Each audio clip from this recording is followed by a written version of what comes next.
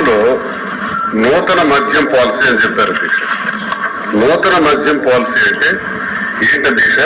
2014 నుంచి 19 వరకు 4398 ఇంచుమించు దుకాణాలు ఉంటే దాన్ని కుదించి 2938 షాపుల వరకు కుదించి ప్రభుత్వమే ట్రాన్స్పరెంట్ గా మద్యం అమ్మకాలు చేస్తుంటే ఆ విధానాన్ని మార్చి నేను ప్రశ్నిస్తాను